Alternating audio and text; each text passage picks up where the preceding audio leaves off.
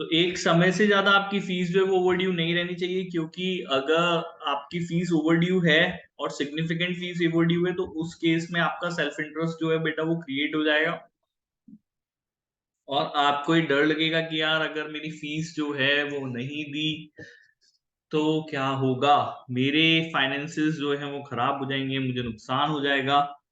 और if it is before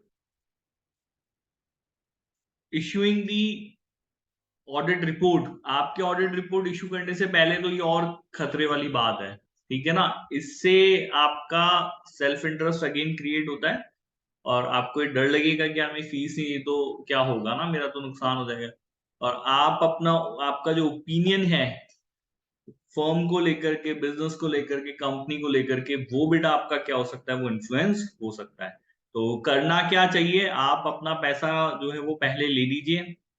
ठीक है, वो करना ही चाहिए, कभी भी क्लाइंट के साथ अटैच हो, आप अपनी फीस पहले लीजिए, फिर बाद में उसको सर्विस दीजिए। ठीक है, ये हम लोगों ने कल पढ़ा।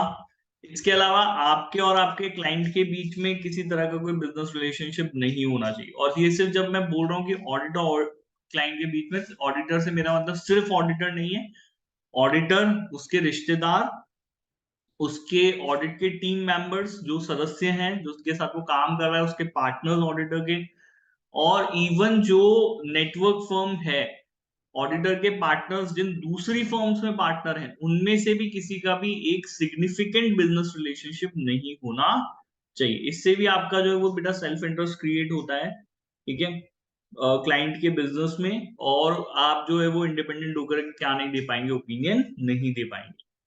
ठीक है, इसके अलावा कुछ एक्सेप्शनल केसेस जरूर थे। बिजनेस रिलेशनशिप का मतलब सिर्फ सिग्निफिकेंट वर्ड हम लोगों ने वहां पे यूज किया है। अगर ऑर्डिनरी कोर्स ऑफ बिजनेस में या बहुत कोई इनसिग्निफिकेंट या इमटेरियल आपका बिजनेस रिलेशनशिप है, तो उसको जो है हम लोग क्या कर सकते हैं, उसको हम जो है वो एक्सेप्शन डील कर सकते हैं ना, उससे कोई इम्पैक्ट नहीं आएगा, ये जो बात है ये।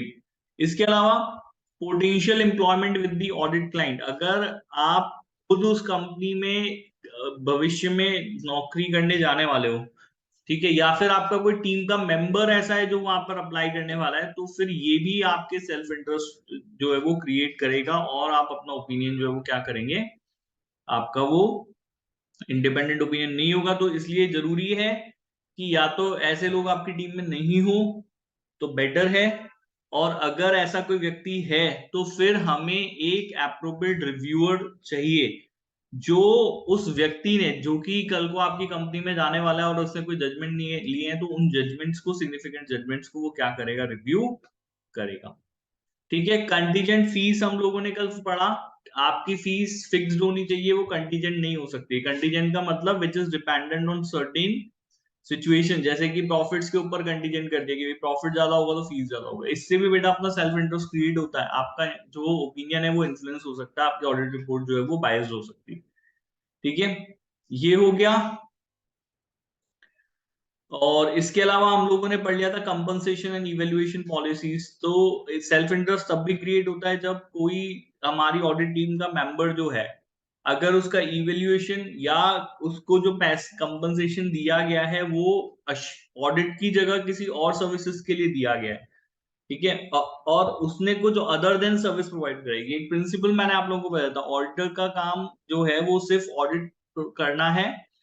इसके अलावा आपके क्लाइंट के साथ और कोई रिश्ता आपका नहीं होना चाहिए। अगर आपका या आपकी टीम में से किसी भी व्यक्ति का अगर कोई और रिलेशनशिप रहा है, आपने कोई और अदर सर्विसेज उनको दी हैं जो कि नॉन अश्योरेंस के अंदर क्लासिफाइड है, क्लासिफाई करी जा सकती है, तो ऐसी सर्विसेज अगर आपने दी हैं तो फिर आपकी जो इंडिपेंडेंस है वो यहाँ पर इन्फ्लुएंस हो सकती है, आपके ऑडिट रिपोर्ट इन्फ्लुएंस हो सकती है। ठीक है भाई, ये चीज हमने पढ़ ली थी। अब आज जो पढ़ना है वो एक्चुअल और थ्रेटेड लिटिगेशन पढ़ना है। पढ़े भाई इसको आगे यहाँ पर, यस सर। यहाँ तक आ गया था अच्छे से समझ में आप लोगों को? Yes sir. ठीक है, लिटिगेशन वर्ड सुना है कभी आप लोगों ने यहाँ पे? What is litigation? लिटिगेशन किसको कहते हैं?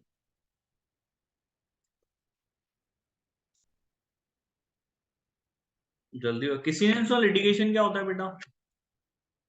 What is litigation? लिटिगेशन किसको कहते हैं? कोई बात नहीं, इट्स फाइन, नहीं पता तो हाँ या ना में बता दो, हाँ या ना, पर पता है या नहीं सुना, पता? No No, sir. sir. No, sir. देखो लिटिगेशन मींस जब कोर्ट में आप चल जाते हो ना, कोर्ट कचहरी के चक्कर जिसको अपन बोलते हैं, वो लिटिगेशन होती है। कहने का मतलब जब कोई डिस्प्यूट आपका वो जो है वो किसी कोर्ट ऑफ लॉ में पेंडिंग चल रहा है। जब लड़ाई होगी तभी तो जाएंगे कोर्ट, बिना लड़ाई के तो जाएंगे नहीं। किसी ना किसी चीज के ऊपर आपका डिस्प्यूट हो रही हुआ है, जिस डिस्प्यूट के निपटारे के लिए, अपने अधिकारों के डिक्लेरेशन के लिए, राइट्स के लिए, एडजुडिकेशन के लिए जब आप कोर्ट चल जाते हो, वहां पेंडिंग आप लोगों का चल जाता हो जाता है कोई मैटर। ठीक है, तो चल रहा है मैटर, उसको हम लिटिगेशन बोलते हैं। आई बात समझ में? यस और नो?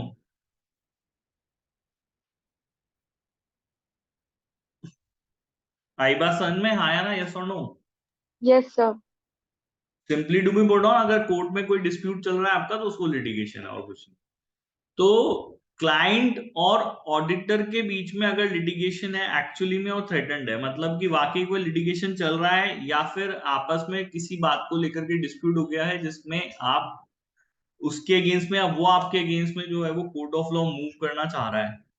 ठीक है, तो ऐसे परिस्थितियों में, ऐसे सर्कमस्टांसेस में क्या आपको अपने क्लाइंट के साथ कंटिन्यू करना चाहिए क्या, या क्या ऐसे क्लाइंट के साथ आपको एंगेज होना चाहिए? होना चाहिए नहीं होना चाहिए, ये बताइए। जल्दी बताओ। नहीं होना चाहिए, होना No. चाहिए? नहीं होना चाहिए ना। तो एक तरफ तो आप दोनों के बीच में कोर्ट के अंदर कोई लिटिगेशन चल रहा है, कोई डिस्प्यूट चल रहा है, और एक तरफ आप जो है एक दूसरे के साथ जुड़ने वाले हो, एंगेज होने वाले हो, या फिर आप जो है वो कंटिन्यू कर रहे हो अपना ना रिलेशनशिप। तो ये चलता नहीं है। देखो, जब लड़ाई हो गई तो फिर अब अलग हो जाना बेहतर है ना। जैसे पति पत्नी अगर साथ में रह रहे हैं एक तरफ तो, और पत्नी ने जाके जो है वो थाने में कंप्लेन लिखा दी डोमेस्टिक वायलेंस के अंदर कि भाई ये पति मुझे मारता है, पीटता है, ऐसे वैसे, और उसके पति को पकड़ के जो है वो जेल में डाल दिया, और डोमेस्टिक वायलेंस का केस चल रहा है। और क्या ये संभव है कि वो पति पत्नी अब साथ में रह लेंगे एक ही घर के अंदर? ये रिश्ता चलेगा यहाँ पर? बताओ भाई। Pending No, sir. Litigation pending है, कोर्ट में आपका केस पेंडिंग है, वो पति जो है उसके अगेंस्ट में लिटिगेशन चल रही है। तो पेंडिंग लिटिगेशन तो ये संभव नहीं है कि वो दोनों साथ में रह पाए, है ना। तो इसी तरीके से एक ऑडिटर और उसका क्लाइंट भी साथ में नहीं रह सकते कि अगर दोनों के बीच में किसी तरह का कोई लिटिगेशन जो है वो चल रहा है या होने वाला है। रिश्ते खराब होने के बाद फिर काम नहीं होता, क्योंकि देखो आप ऑडिटर हो, आपका अगर आपके क्लाइंट के साथ ट्रस्ट जो है वो खत्म हो चुका है, और लिटिगेशन चल रहा है, लड़ाई हो गई है, कोर्ट में जा रहे हैं, वहां तो हम लड़ रहे हैं, और फिर मैं उम्मीद करूं कि भाई आप मुझे कॉपरेट करोगे, तो वो पॉसिबल नहीं होगा। क्या मेरा क्लाइंट मुझे कॉपरेट करेगा? ये बताइए, क्या मेरा क्लाइंट मुझे कॉपरेट करेगा? No, sir. क्लाइंट मेरा कॉपरेट नहीं करेगा ना मुझे।